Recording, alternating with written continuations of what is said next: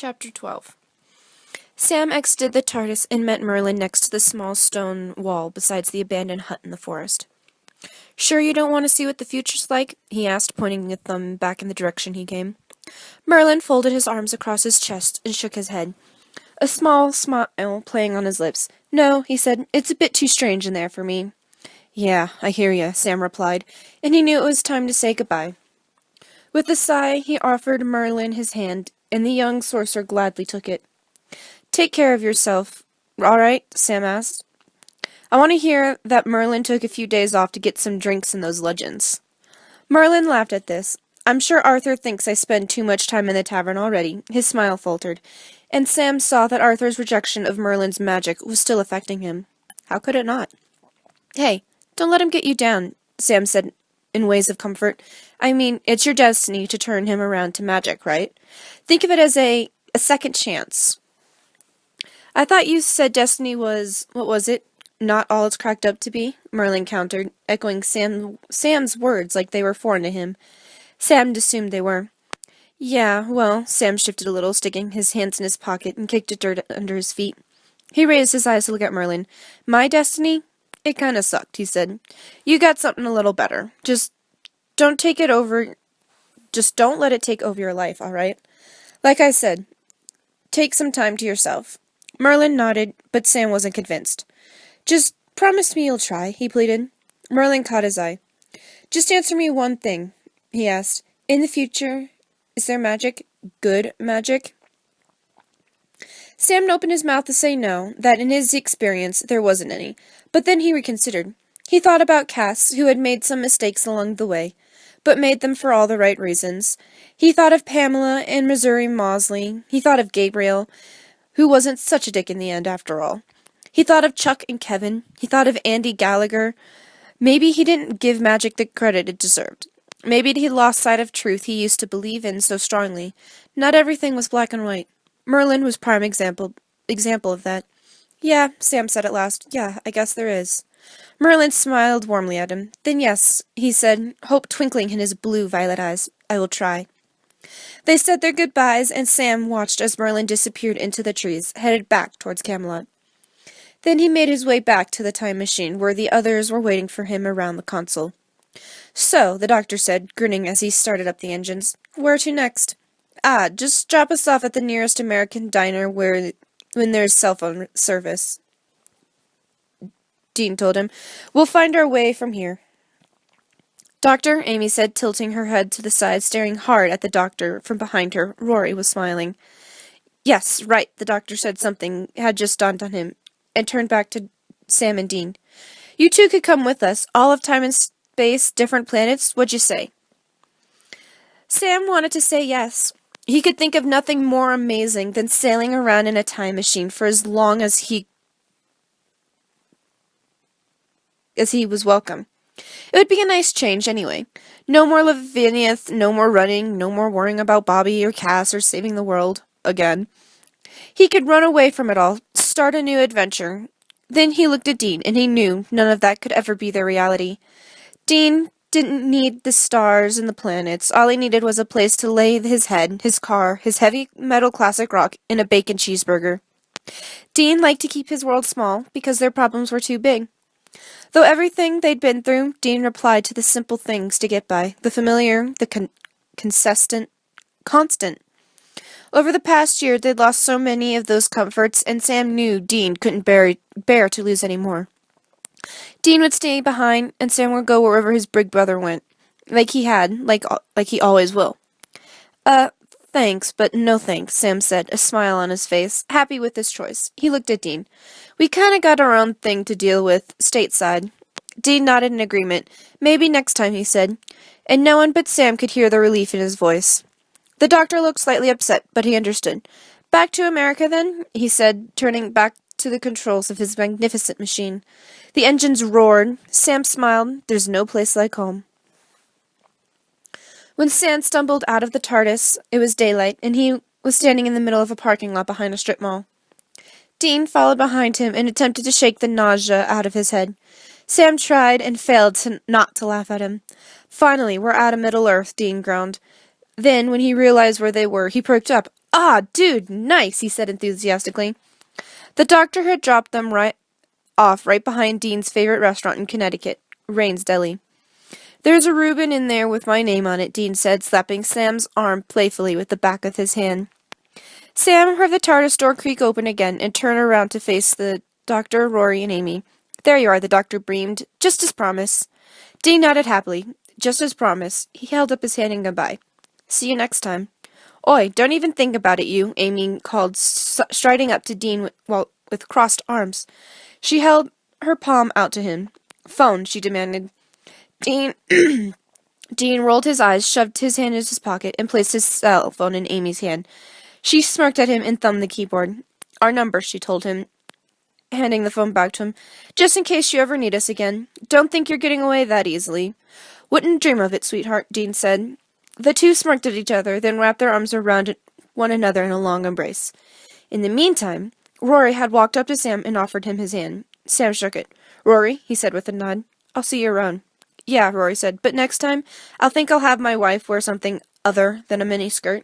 He pulled an exaggerated face and then tilted his head towards Dean, if you know what I mean. Sam laughed. Yeah, good idea. Dean let go of Amy and Sam let go of Rory, and the two gave them one last smile and headed back into the TARDIS, hand in hand. The doctor stayed behind, gazing at Sam and Dean for a long moment before speaking.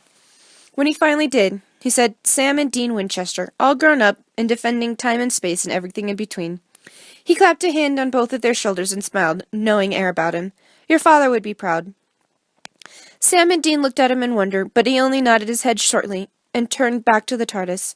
Moments after he disappeared through the doors, the engines boomed and whirled. The wind picked up, and the blue box faded out of their world. Dean, Sam started after a long pause, saying what was on both their minds. You don't think, Dad... No way, Dean said, laughter in his voice, something which Sam had not heard in his brother a long time. No frickin' way. He stuffed his hands in his jacket pockets, tossed his head back, and whooped at the sky. Ha! Sam stared at the spot where the TARDIS had dematerialized and shook his head in amazement. It was already morning when Merlin found his way back into Arthur's chamber. Thankfully, the city had woken from Morgana's spell, and no one seemed to remember any of the events from the previous night. Still, Merlin hesitated outside the door to Arthur's room, partly expecting to open it and find it empty, half expecting a morning Gwen. What would he tell her?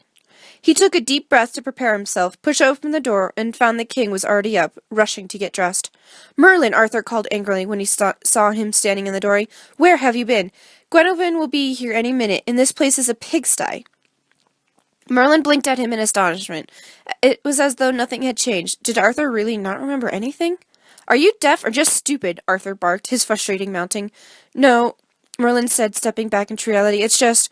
Oh, I don't want to hear any of your excuses, Merlin, Arthur said. I've a pounding headache. I feel as though I've been knocked over the head, and I haven't had the faintest idea why. Merlin licked his lips and tried to suppress a smile. Mind you, I had the strangest dream last night. Arthur seemed to be thinking for a moment. And Merlin decided it was a good idea to distract him before he figured anything out. I keep telling you not to eat before bed, he said slyly.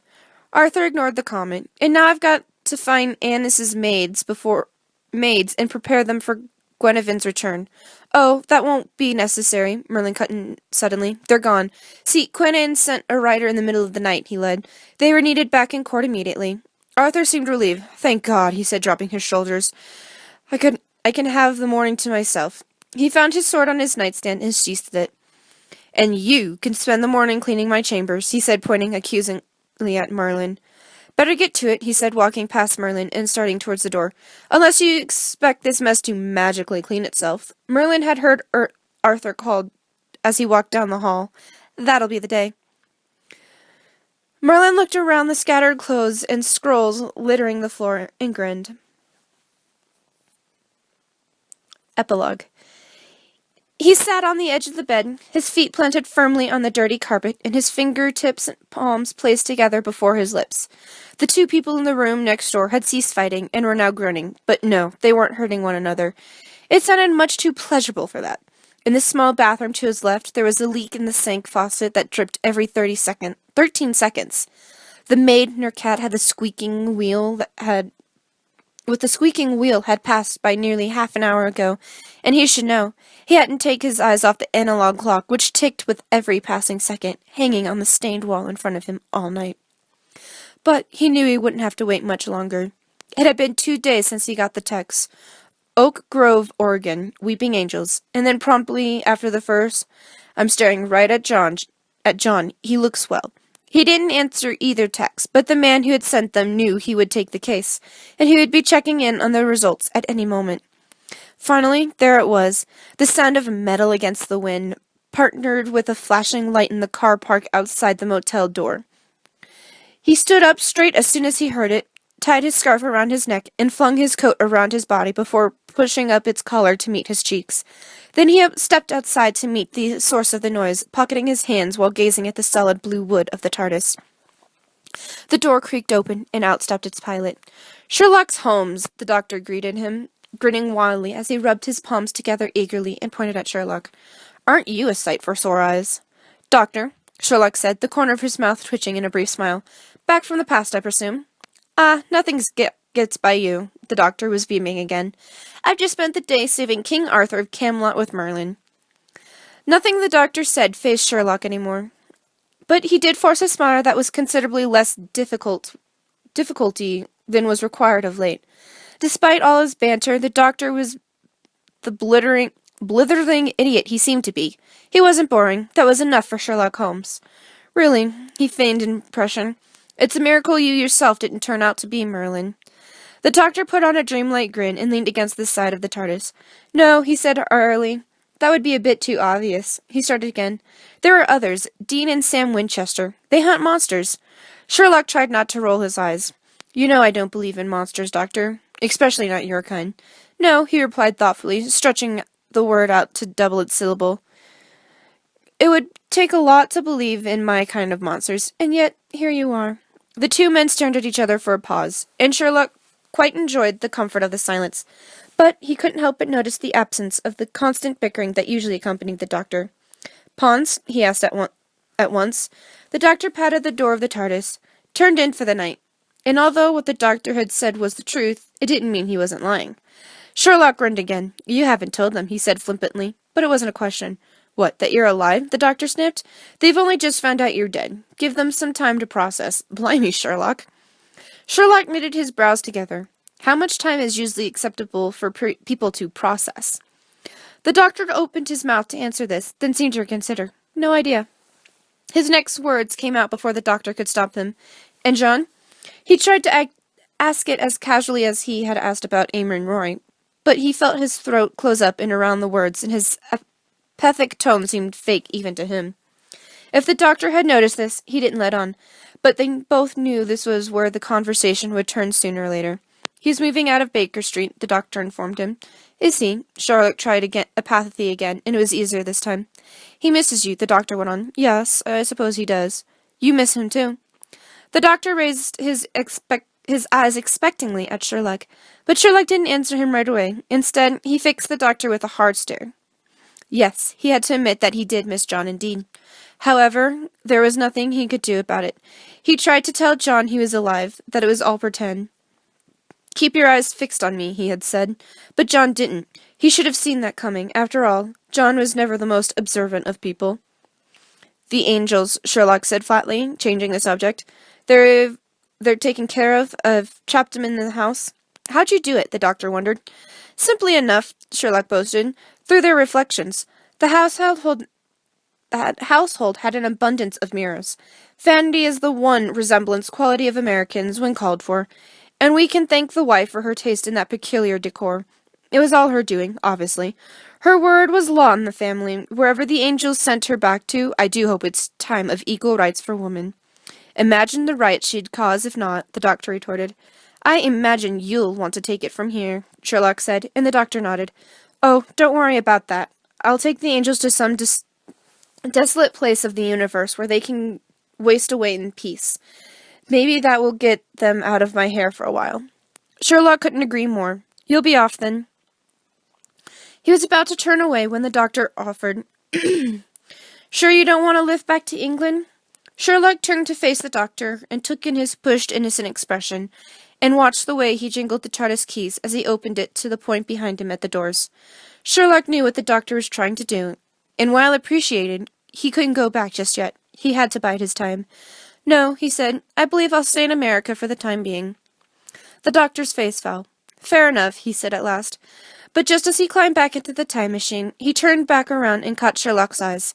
"And Sherlock," he said, "I'd start believing in monsters if I were you.